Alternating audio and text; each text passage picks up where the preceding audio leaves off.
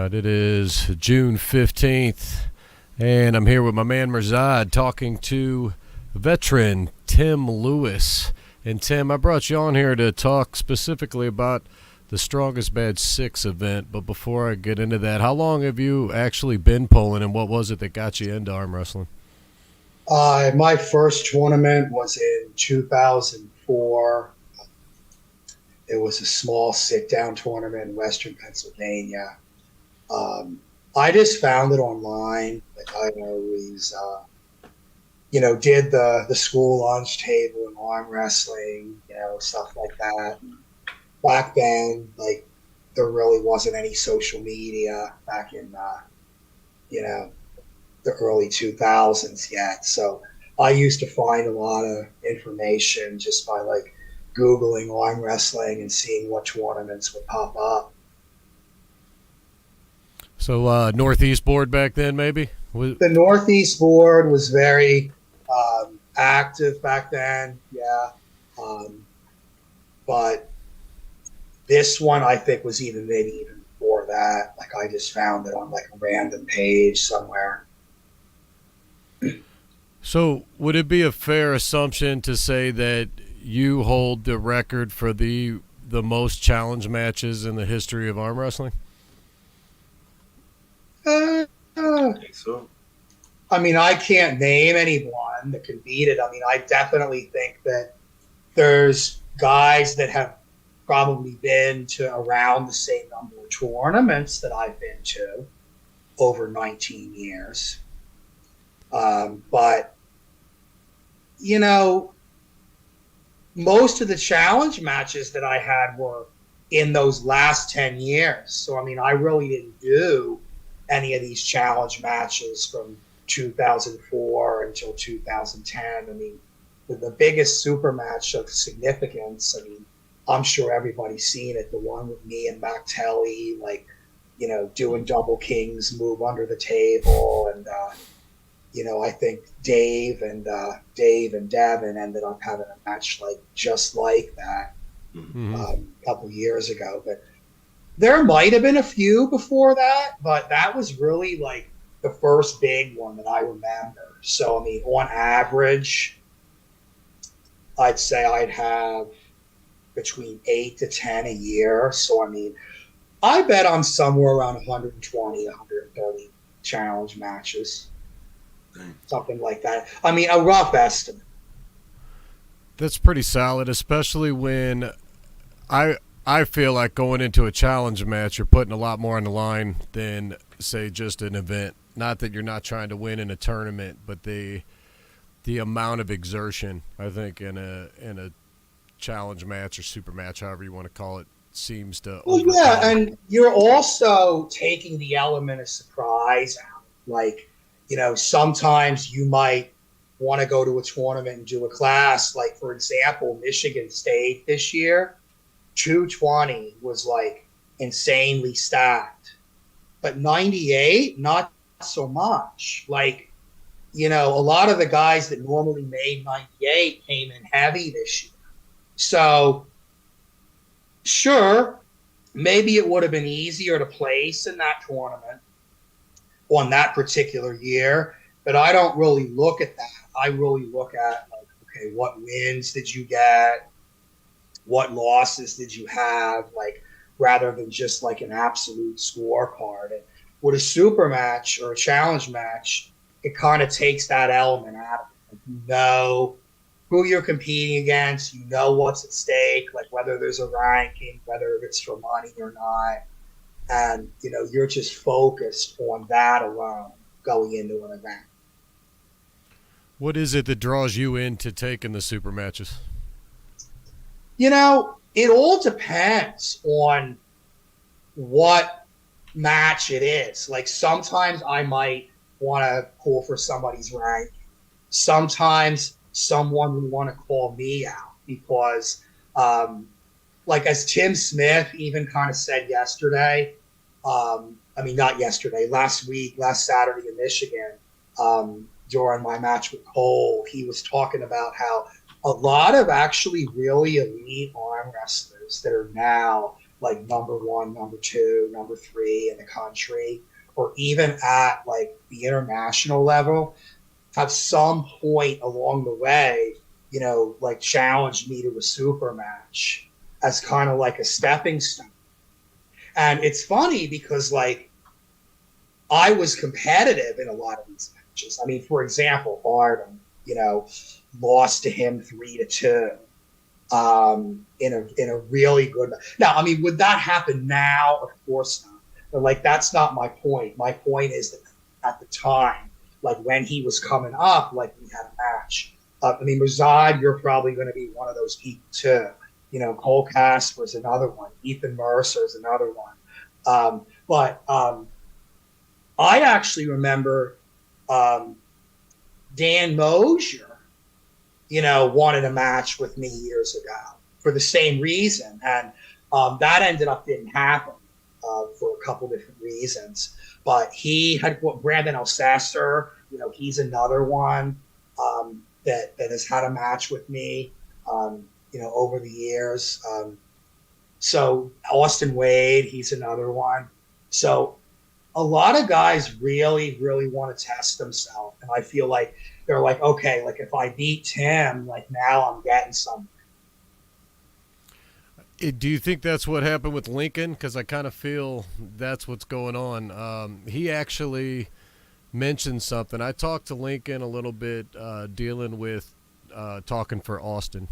So a long time ago, he had mentioned that, hey, if you ever were able to get Tim at your event, I'll put him in a hook. It's kind of how he put it at me, and you had ended up reaching out to me. I don't know. I mean, like whether there's like an actual reason that like he wants to pull me in particular, like maybe because he knows I'm a hook puller, or whether it's more of that, kind of stepping stone thing that I just described. But I mean, to be honest with you, I mean, 4 or 5 months ago, like before I saw the Derby City event that I went to, and I went down there and won that class left-handed, I didn't know who he was. Like honestly, I mean, I knew Austin Jaggers obviously, but I did not really know any of those other people that Austin Jaggers was training with until I went to that tournament in Indiana. Did you grip up with him at all? No. He didn't even pull the tournament that day. He was doing the brackets. Gotcha. So you won the bracket. So we've never even actually ripped up. No. I mean, Ethan, we did a little bit at Illinois States a couple years ago. Cole, I pulled him a little bit at Illinois State. But I mean, we're talking about a couple of years ago. Obviously, I lost both of those matches, but they were super close, super competitive, back and forth every single round, like could have went either way. So, I don't think anybody's upset with that. I mean, obviously, somebody has to win and somebody has to lose, but it's not like, like somebody lost 3-0. Like a lot of people were saying, like, why are you guys even doing this match? There's a weight gap. Well, there's more to it than weight if guys are similar style arm wrestling. So with this match, you don't really know much about Lincoln. You just kind of figured out who he was now. So are you just going to go into it and feel it out as you go? Because you can't obviously do too much research, right? Well, I mean, it's obviously, if you have a match and like you don't try to do some homework, I mean, that's on you. I mean, obviously there's a lot more information out there about the way that I arm wrestle versus him. I mean, what do I have to go off of him? He has some practice footage up, but it's practice. He has that super match that he had down at when Devin was at that Centimar. But I'm like, okay, like, that guy that he pulled down there, like, I mean, who was he? Like, was he an amateur? Like, I've never heard of that guy before. And then there's a couple other matches that were in tournaments that, like, he has there. But Yeah, I mean, I obviously watched all of them, but how that's going to translate in our match, I don't know. I mean, all this stuff about him putting me into a hook. Mhm.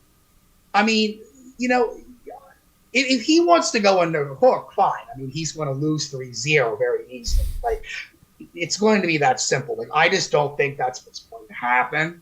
Okay, maybe he tries that in round one. But as we saw, in my last couple matches that I just had, like, I win round one very convincingly. Those matches were far from being over. So I definitely expect that at some point he's going to try to go outside. He's going to try to run for me. He's going to try to, whatever he's going to do out of the strap. Whether he wants a strap or not, I don't know. But I know that for me, straps, hook, I'm not worried at all. Let's put it that way. He's able to keep me out of what I want to do in a strap. Now things can get interesting. I honestly just don't know, based on the information that's out there, whether or not he is actually capable of, for example, doing what Ethan Mercer was doing in like rounds 3 and 4. He knows that's what he has to do, but doing it is a lot harder than it looks. So do you think you're winning this 3-0, or do you think it's going to end up being a war? I think I'm winning it. Obviously, I wouldn't be taking the match if I didn't think I was going to win it. I think that I definitely have a possibility to win this thing 3-0 if I stick to my spots and get what I want, in the setups. But, if I had to realistically take a guess, and was wagering on it, I would probably say a 3-1 victory would probably be more realistic, because he probably does have some kind of trick up his sleeve, Right.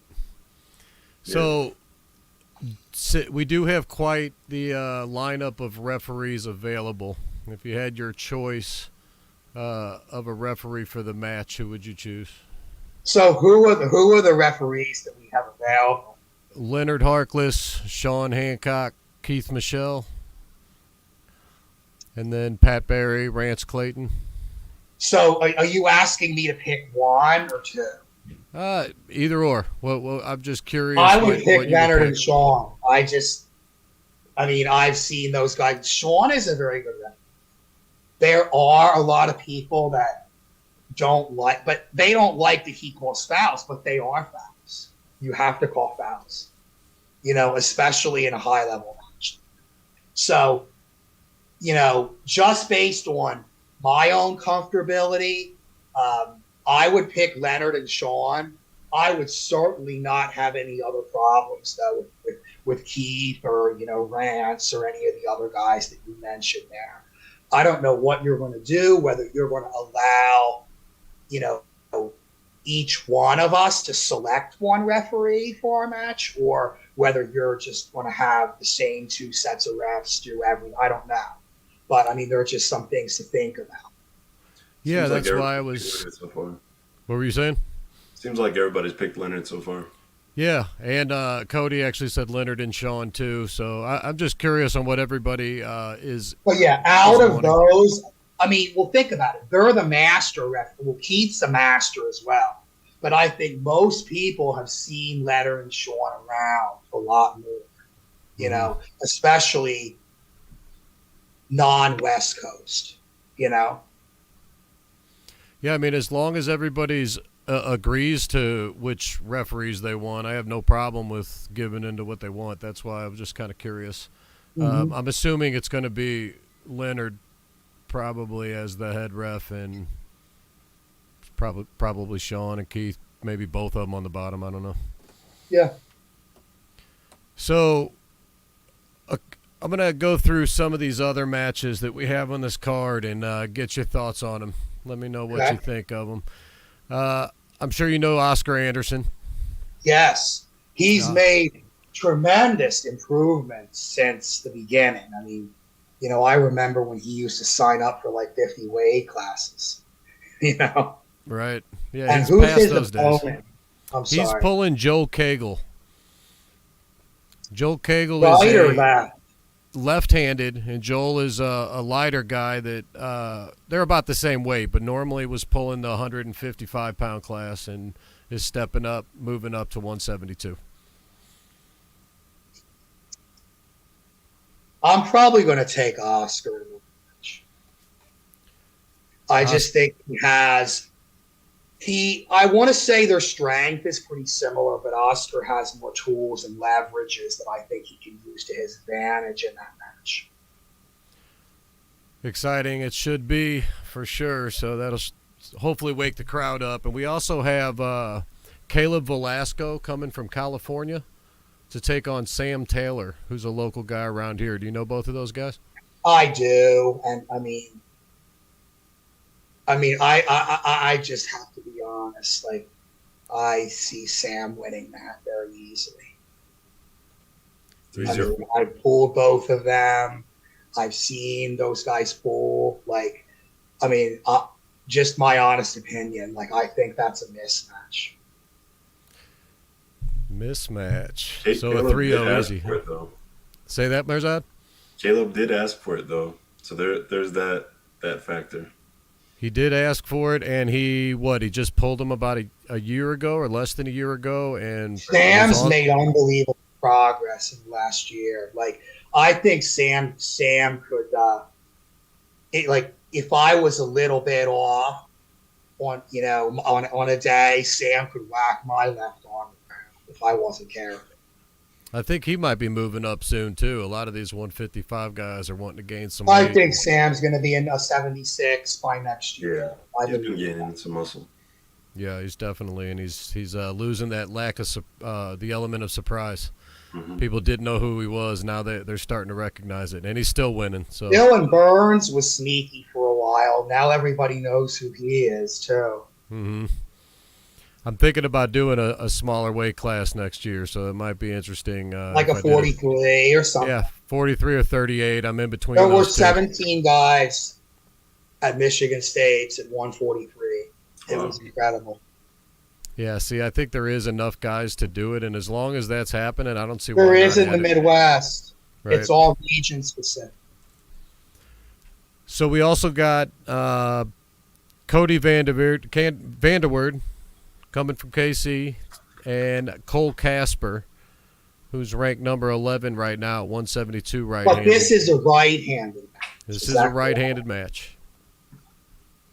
And is there a weight cap or not? 176. Okay. Because Cole was just about like 190 or 195. But, I think he was just eating a lot. Like, his actual walk-around weight's probably like around 180. Mm-hmm. I got to take Cole in that right now. I think if Cody gets a low-hand top roll, that's his best shot at winning.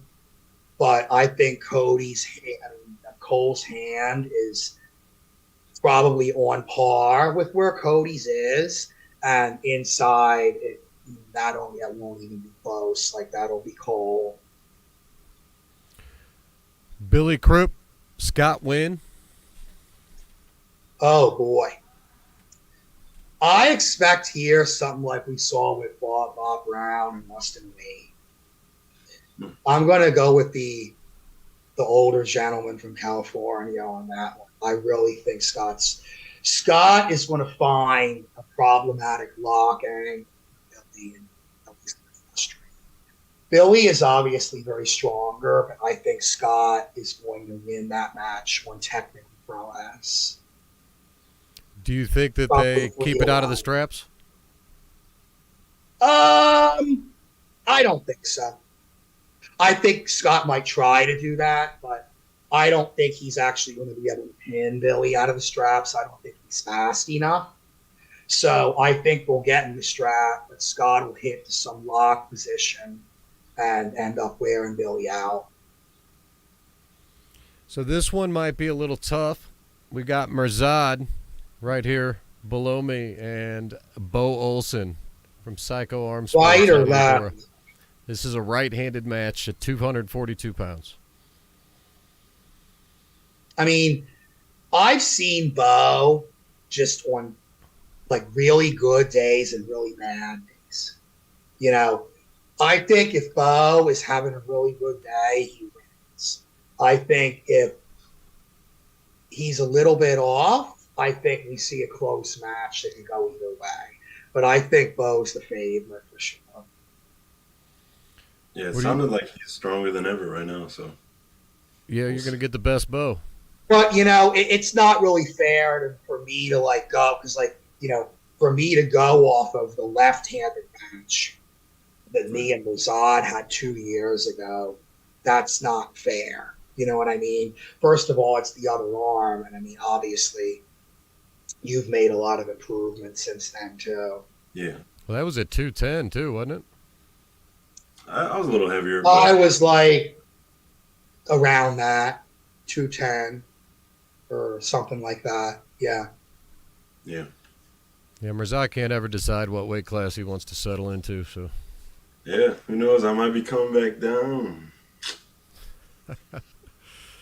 so we also have from Kansas City, Jake Houston, and number 5 ranked Kevin Palko, and they are competing at 165 pounds. And this is right-handed as I well. mean, I'm obviously biased toward Kevin Palka. Cleveland's an hour and a half from here, and I practice with this guy.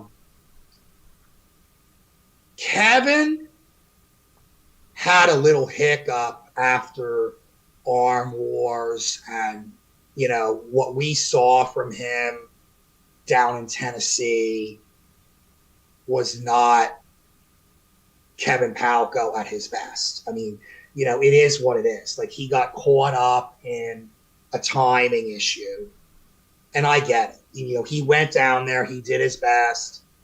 He did not even bring that up as an excuse. Like he just did his best. But if Kevin shows up like he did at the Arnolds, where he got wins on Roma that day, I think Kevin wins that match pretty convincingly. The question is there more going on here? Like maybe did Kevin tweak anything? We don't know. So I will pick Kevin, assuming that he's going to be able to recover in 4 or 5 weeks and be like he was. If that doesn't happen, though, I see Jake winning that match. Gotcha. Did he tweak something? I mean, to my knowledge, no. He hasn't said anything. I'm just saying, like, who knows what could happen?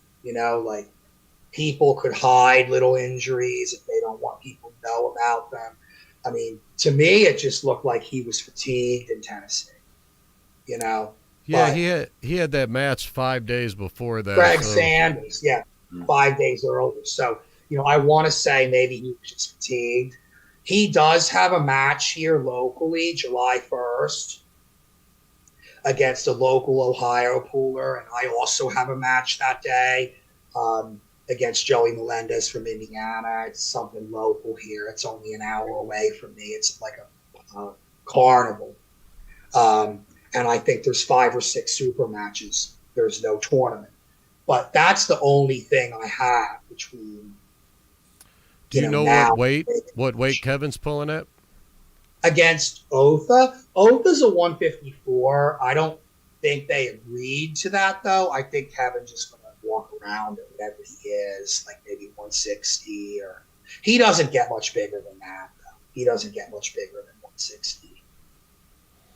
Gotcha. So our main event at this point got replaced when Dusty won the East-West tournament.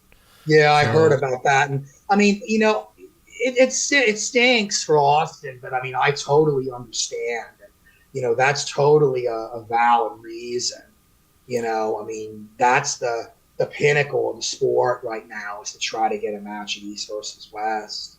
So, I mean, I'm sure anybody would have did the same thing in that situation. Yeah, when the opportunity comes, you got to take it.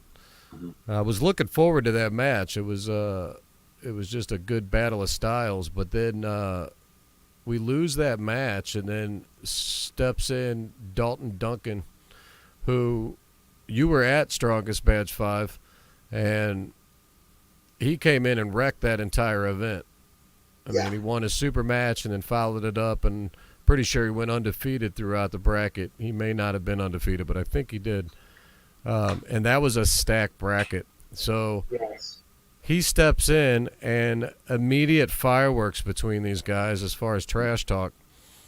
What do you think of the style matchup between them? Austin's been on a roll. Well, Dalton, his strength is his hand. It's a lot like Bill Loxton, only he's faster than Bill Loxton. The problem is I don't see Dalton top rolling Austin. Just not enough. If he's not going to top roll him, I can't think of another lane for him to win the match. You know, Austin is going to be a lot stronger than him inside. I think their hands might be comparable, but short of Dustin being able to flash him or bust his hand back off the go, I don't see him really being that successful.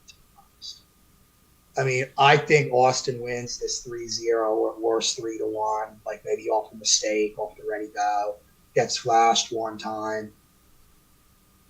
Have you gripped up with Dalton before? On a practice table. I mean, we know my right is marginal, to say the least, even before I had my injury. I couldn't move Dalton right-handed, not his hand. I mean, I couldn't do anything with it. But, I mean, I couldn't do anything with Austin's right arm either. You know, left is a different story. I mean, we've had some good matches. You know, Austin beat me in that match, but I proved to be very competitive. You know, Dalton, I mean, I've never pulled him in a match before, but I would imagine the same thing. Left-handed, I would stand a good chance against him. But, yeah, I don't see him being able to compromise Austin's hand. So Austin 3-0? 3-0, most likely 3-1 at worst. Yeah, they both have $1,000 on this match, so the winner's going to take home $2,000. Now, did Dalton call him out? Like, did he want that match? So when Dusty backed out, Austin said, if anybody wants this shot, they're going to have to pay for it. And, yeah, Dalton at that point said, I'm in. Okay. So he was looking to jump back in, and I mean he was ranked back after Strongest Badge. He was up like I think I was sixth in the looking country. and I didn't see a ranking for Dalton. No, he's kind of been MIA for a while. He's had family stuff going on. He's been under the radar. So it's just inactivity. It's not like he's not ranked because he was getting beat by people. Okay.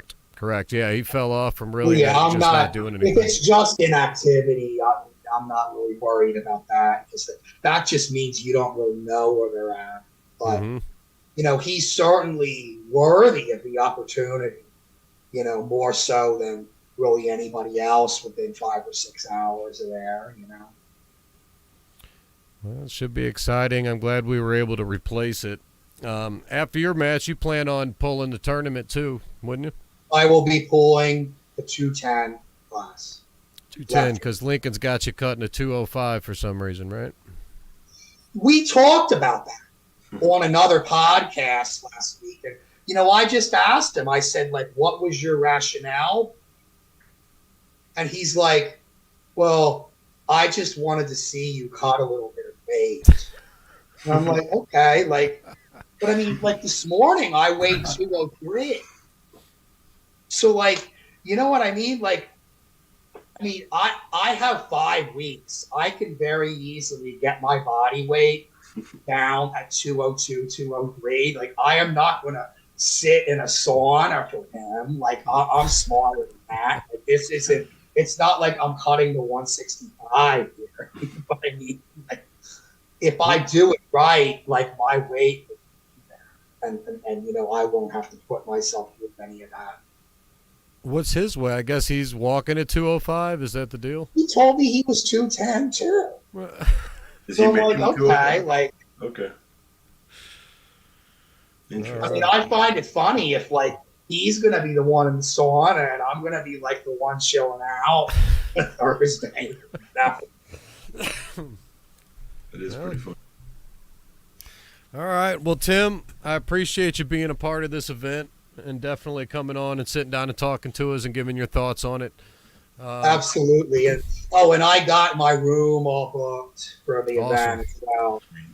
Awesome. Well, you should have quite the after pull. I should have maybe up to about 10 tables around, and they're not going to kick us out. We're not going to break them down. So it should be quite an experience there, a good time. I'm glad you're coming down again. I know you were a part of it last time, so I do appreciate you being a part of it, and look forward to hanging out with you next month. Absolutely. Thank you for having me on the show. All right, buddy. We'll talk to you soon. Thanks again. Bye-bye.